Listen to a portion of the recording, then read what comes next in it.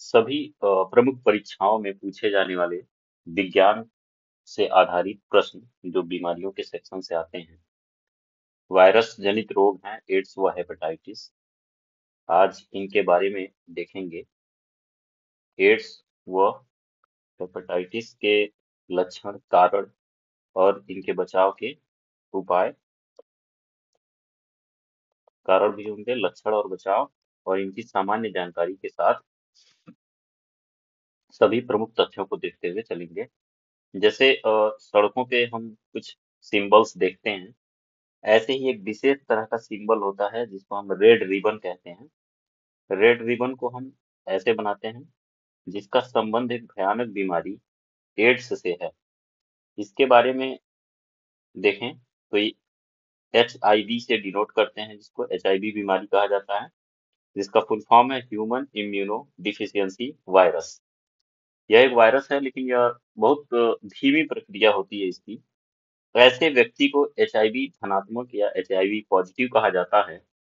इस रोग से ग्रसित व्यक्ति 2 से 10 वर्षों तक, मतलब मिनिमम 2 साल और मैक्सिमम 10 सालों में इसका असर देखने को मिलता है।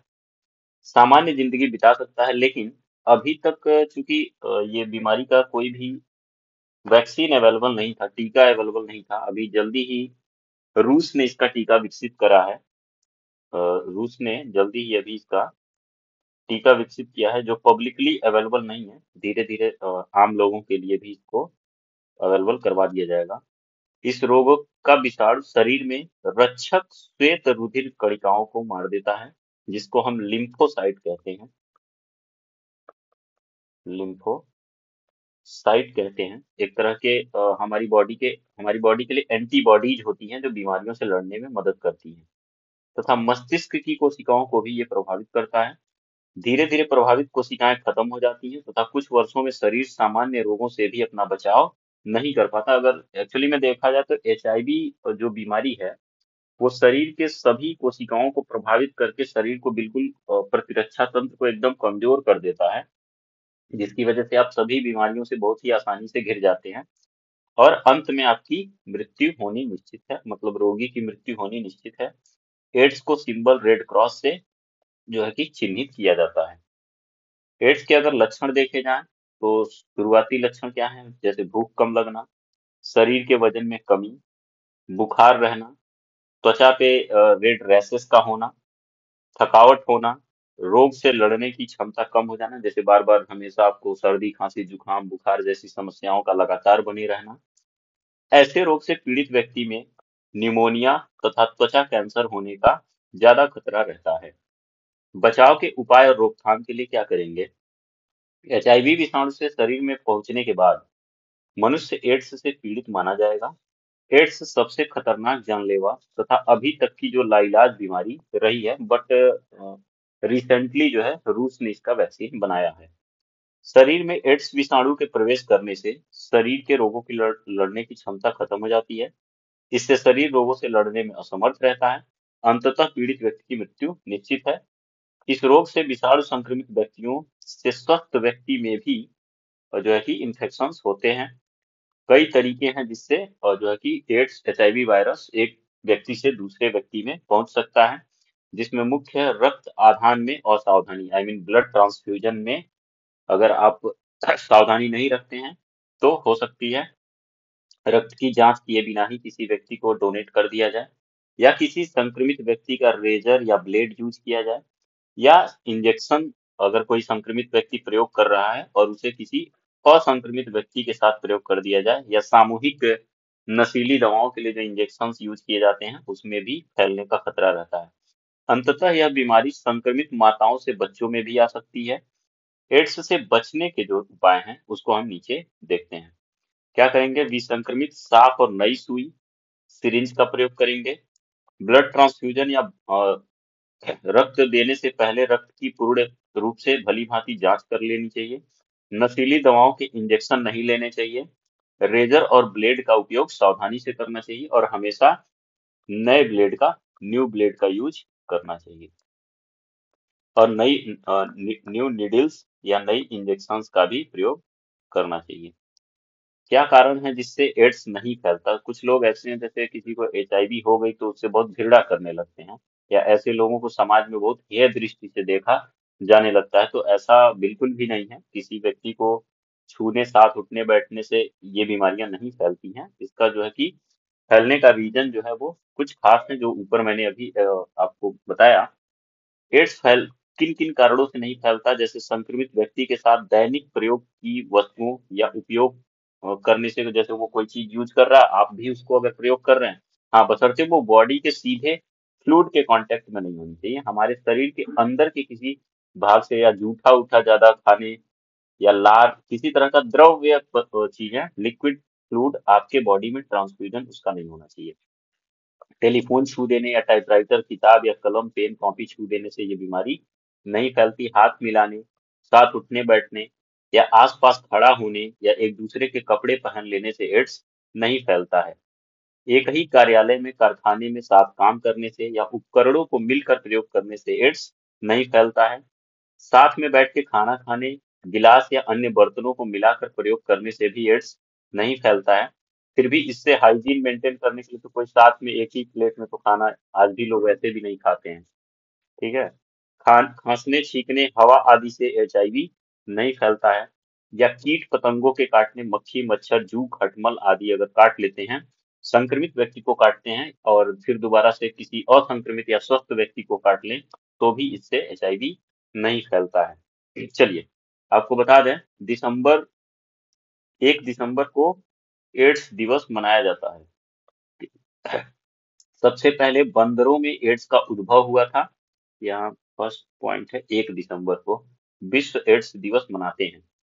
और उसके बाद मनुष्यों में यह रोग फैला। ठीक है, तो ये बंदर था रईसस, रईसस नाम का बंदर था। इसी से जो है कि ये बीमारी सबसे पहले फैली थी। इसकी जांच के लिए अलीसा परीक्षण कराया जाता है। अलीसा आई मीन, आपको यहीं पे फुल फॉर्म में लिख देता हूँ। एंजाइम लिंक्ड इम्यून सॉर्वेंट एस्से, एस्से। एड्स का पूरा नाम एक्वायर्ड इम्यूनो डिफिशियंसी सिंड्रोम। एक चीज और कंफर्म कर दें आपको, एचआईवी जो है वो वायरस का नाम है, और बीमारी का नाम है AIDS, acquired immunodeficiency syndrome. आगे देखें, एड्स की पूरी जानकारी में क्या है। उपार्जित प्रतिरक्षी अपूर्णता सह लक्षण, ये इसका हिंदी जो है कि है, एड्स का एक्वायर्ड इम्यूनो डिफिशियंसी सिंड्रोम, इसकी हिंदी है। मानवीय प्रतिरक्षी अपूर्णता विषाणु। ठीक है, HIV। संक्रमण के बाद की स्थिति जिसमें मानव अपने प्राकृतिक प्रतिरक्षण क्षमता खो देता है। फिर से वही चीज आपको ऊपर बता दी। एड्स स्वयं कोई एक बीमारी नहीं है, बीमारियों का पूरा क्या है, समूह है। पर एड्स से पीड़ित मानव शरीर संक्रामक बीमारियों को, जीवाणु, विषाणु जो है कंट्रोल नहीं कर पाता। इसकी वजह से बार बार बीमार होता रहता है। इसमें वायरस शरीर में इंटर करके अपनी प्रतिकृति बनाता रहता है और अपनी संख्या बढ़ाता है, जिससे हमारा जो नेचुरल सिस्टम है, जो नेचुरल इम्यून सिस्टम है, वो शक्ति हमारी खो जाती है। क्योंकि एचआईवी जो है रक्त में हमारे उपस्थित लसिका कोशिकाओं पर आक्रमण करता है। एड्स पीड़ित के शरीर में प्रतिरोधक क्षमता के क्रमशः क्षय होने से कोई भी अवसरवादी संक्रमण, यानी आम सर्दी जुकाम से लेकर क्षय रोग जैसे रोग तक सहजता से हो जाते हैं, और उनका इलाज करना कठिन हो जाता है। ऑलरेडी जब शरीर एकदम बिल्कुल कमजोर है, उसी में आपको बार बार बीमारियां होंगी, तो बिल्कुल दवाएं भी उस पे काम नहीं करती हैं। एचआईवी संक्रमण को एड्स की स्थिति तक पहुंचने में 8 से 10 वर्ष तक या इससे अधिक समय लग सकता है। अगर आपका दिनचर्या ठीक है, खाने पीने के तौर तरीके अच्छे हैं, न्यूट्रिटिव फूड्स ले रहे हैं, तो आपको बीमार होने में 8 से 10 साल लग जाते हैं। एचआईवी से ग्रस्त व्यक्ति अनेक वर्षों तक बिना किसी विशेष लक्षणों के भी रह सकता है, और इसका पता भी नहीं चलता। अगर एचआईवी हुई भी है किसी को, तो इसका जो है कि बिना टेस्ट करे इसका जल्दी पता भी नहीं चल पाता है। एड्स वर्तमान युग की सबसे बड़ी स्वास्थ्य समस्याओं में से एक है, यानी कि हर एक महामारी, ये भी क्या है, एक तरह का महामारी है। एड्स के संक्रमण के 3 मुख्य कारण। पहला, असुरक्षित यौन संबंध।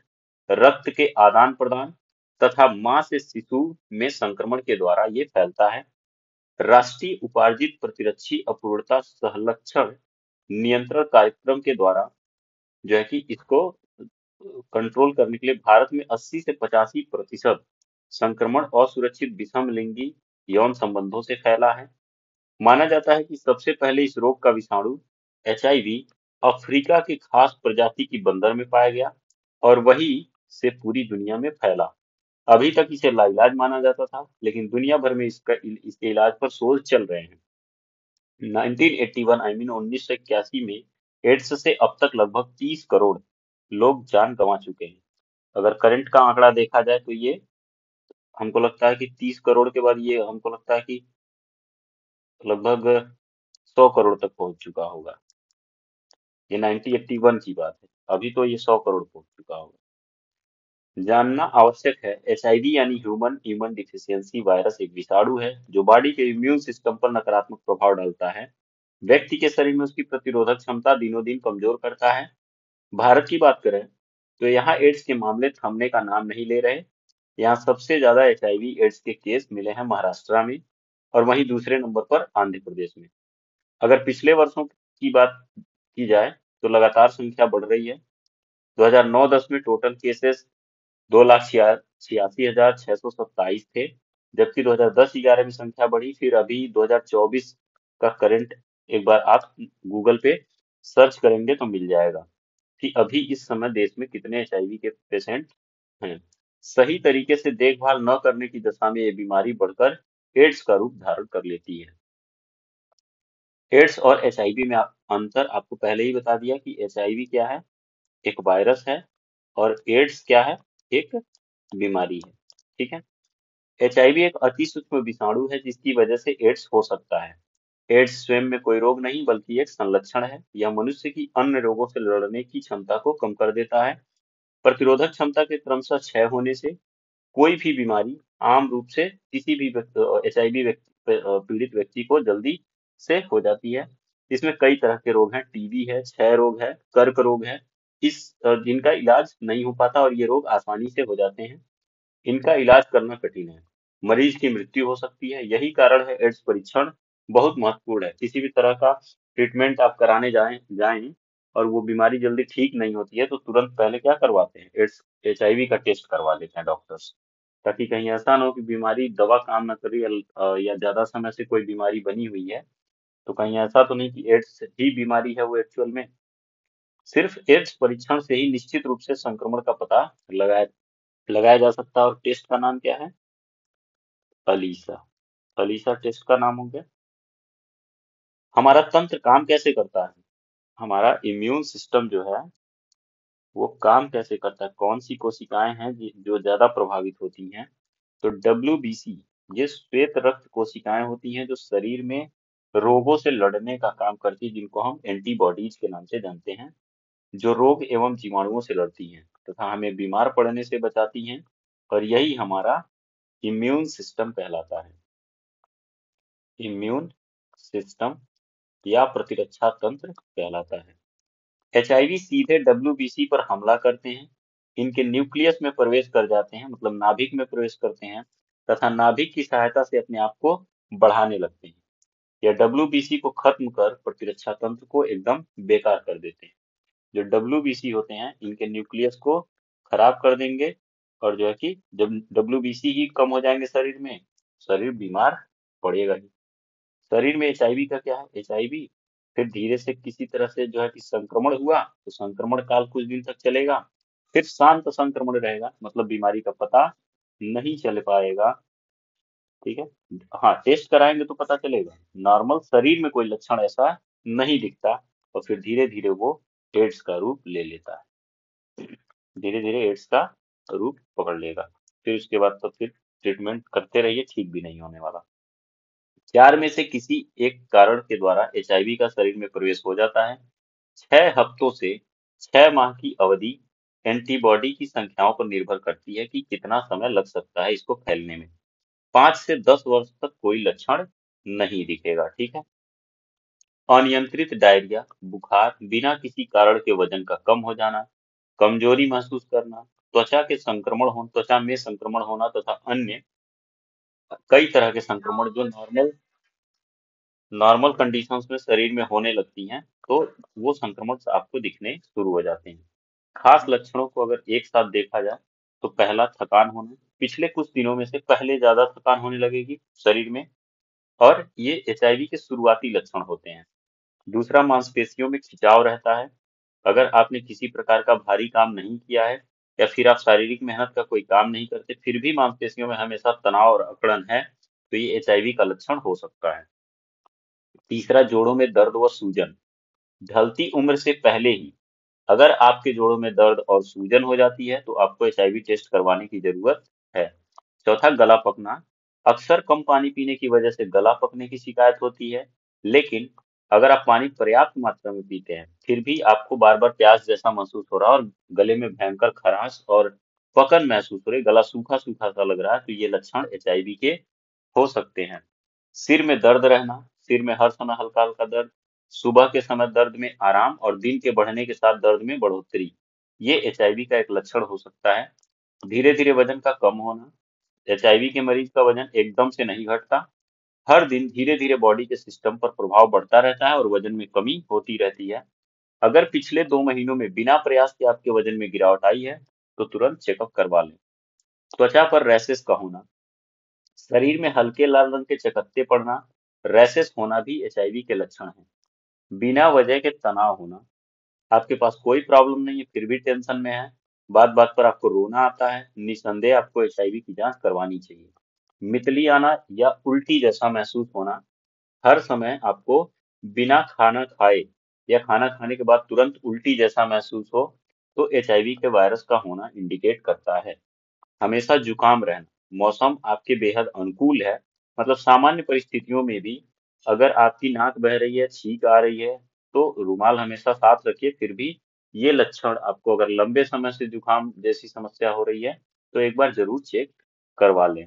ठीक है। ड्राई कफ का होना, आपको भयंकर खांसी अगर नहीं है लेकिन फिर भी कफ आ रहा है, कफ में कोई ब्लड नहीं आता, मुंह का जायका खराब रहता है, अगर आपको इनमें से अधिकांशतः लक्षण अपने शरीर में लगते हैं तो आप एचआईवी परीक्षण जरूर कराएं। ठीक है। बचने के उपायों को अगर देखा जाए तो एचआईवी से, अच्छा, एक चीज बोला गया है, इलाज से बचाव बेहतर है, इलाज से बचाव बेहतर है। अगर आप पहले ही बचाव कर लें तो इलाज कराने की जरूरत नहीं पड़ेगी। ठीक है। तो बचाव के उपायों को आप बिल्कुल ध्यान से देखें और यही सबसे अच्छा इलाज भी है। 1 दिसंबर पूरे विश्व में एड्स दिवस के रूप में मनाया जाता है। आज इस बीमारी को खत्म करने के लिए इतने सारे अभियान पूरी दुनिया में चला, एक तो रेड रिबन एक्सप्रेस भी चलाई गई है।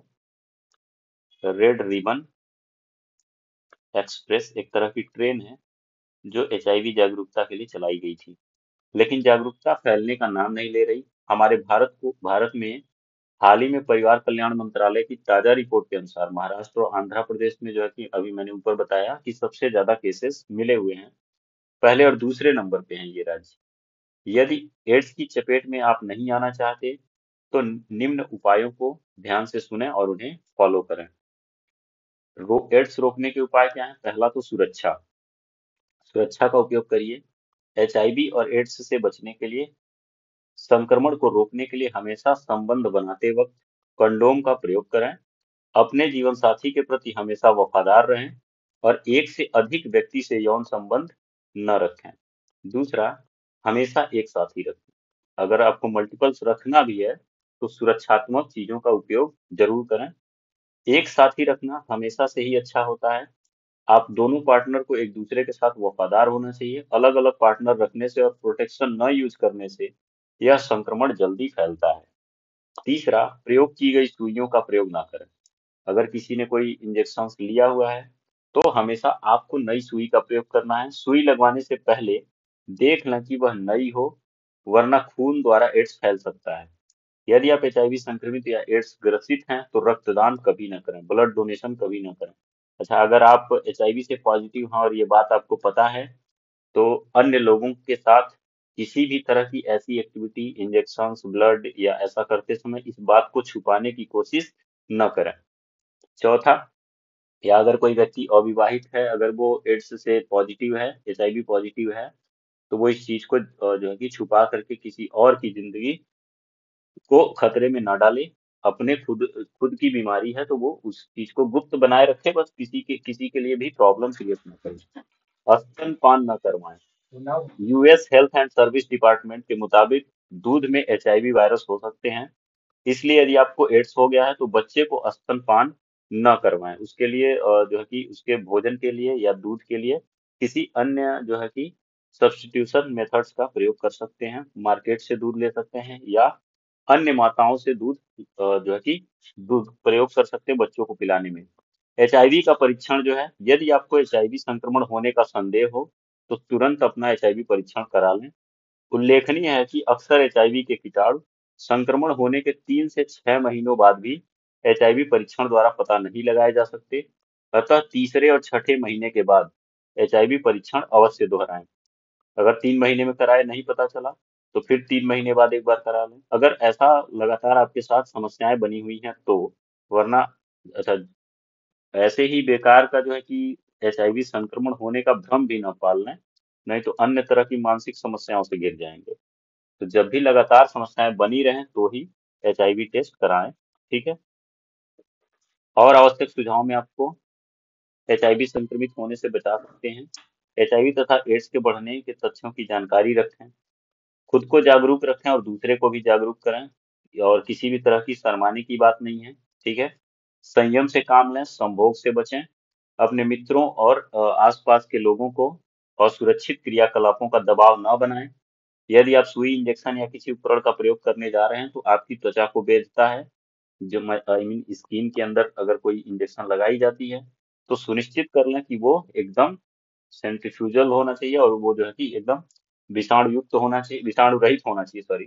सुनिश्चित करें कि खाने तो चढ़ाने से पहले जांच, हाँ, खून, ये खान लिख दिया है, खून होना चाहिए। ब्लड ट्रांसफ्यूजन से पहले ब्लड को अच्छी तरह जांचा जाए। एचआईवी रहित प्रमाणित खून का ही प्रयोग करें। माँ द्वारा बच्चे को संक्रमित होने से बचाने का इलाज सभी सरकारी अस्पतालों में उपलब्ध है। गर्भवती महिलाओं को अपनी जांच करानी चाहिए तथा जरूरत के अनुसार अपना उपचार भी कराना चाहिए। वयस्कों के लिए अपने साथी के प्रति वफादार रहें तथा निरोध का सही एवं सदैव प्रयोग करें। सुनिश्चित करें कि आपके द्वारा प्रयोग में लाई जाने वाली सुई, इंजेक्शन या आपकी त्वचा में लगाए जाने वाले सभी इंजेक्शन जो है कि विसंक्रमित हों। रक्तदान सुरक्षित होना चाहिए। ठीक है। अब बाकी सारी चीजें सेम है। महिलाओं की इच्छाओं को जानने में तथा उन्हें चिकित्सा उपलब्ध कराने में मदद करनी चाहिए। इसके लिए शर्माना नहीं है, आपको तुरंत इसकी जांच करानी है और सही इलाज अपनाना है। ठीक है। वयस्कों के लिए अपने साथी के प्रति वफादार और निरोध का समुचित प्रयोग, बाकी सभी चीजें आपको बता दिया। साधारण बचाव के उपाय जो भी हैं साथी, यही सेम चीजें हैं। ठीक है। और यहीं पे ये लेक्चर खत्म करते हैं। बाकी अगला जो है कि HbSAg, ये भी सेम तरह की ही बीमारी है, उसके लिए दूसरे लेक्चर में बात करेंगे। ठीक है। आज के लिए बस इतना ही। धन्यवाद।